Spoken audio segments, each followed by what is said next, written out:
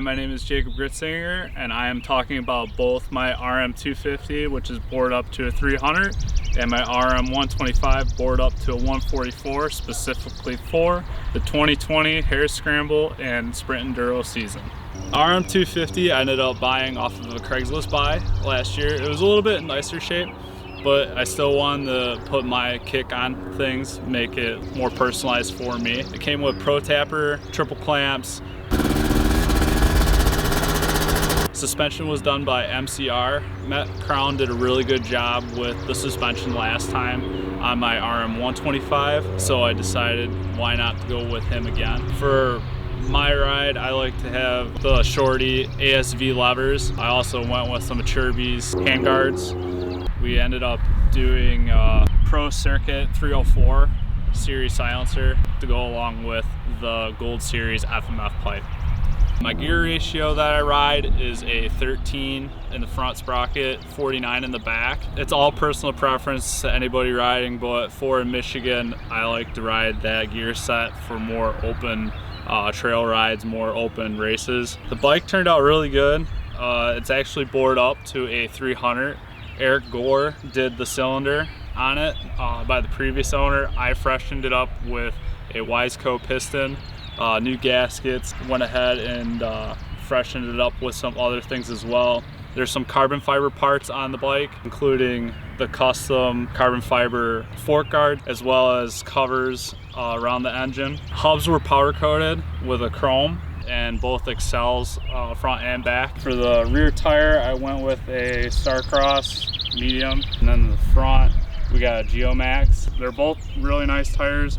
This bike also has Outlaw radiators, also a Boyesen cover. So this is the RM125. It's actually bored up to a 144. This bike is my baby. This was also another Craigslist buy, but this one was way more rougher shape than the 250 that I got. So what I did with this bike was tore it down completely. I had the frame powder coated, lollipop blue. I had the swing arm powder coated black, and had also the hubs powder coated that blue. I went with some Excel rims. Of course, had Albes turbo, ended up lacing them up for me. Same thing with suspension. I had the suspension done by MCR. Bars I ride with Pro Taper. I went ahead and got some Sierra bark busters. Just basically freshened up most of the bike as much as possible. Went with a Gold Series FMF on the bike as well, and also a FMF shorty silencer. Pegs were made by Fastway, and I had those put on the bike because it felt more like a BMX bike pedal to me, and I wanted more room for my foot on the peg. Gearing on this bike as well is also a 1349.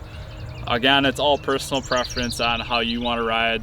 In Michigan for sprint enduros and hare scrambles, I feel like that is the best ratio. I always can change it as well.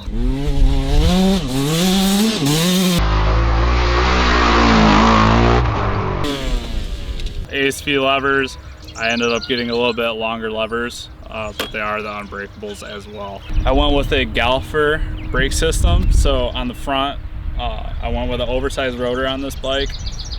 And then on the rear, I went with just the regular brake pads that Galfer supplies.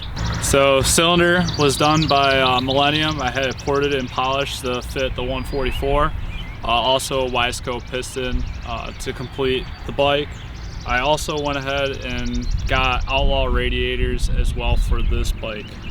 And that's about it. Both bikes, getting ready for the 2020 season for both hare scrambles and sprint enduros.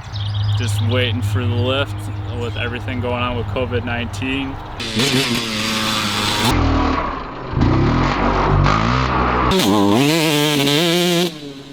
So I'd like to say thank you to all the guys that have helped me out. They're all locally based businesses. Check out Hager Co for all your clothing needs. Check out LaBaron's Motorsports in Emily City. They supplied all my parts for me. Check out Albes BMX bike shop. They helped me out, lace the rims, wheels on both bikes.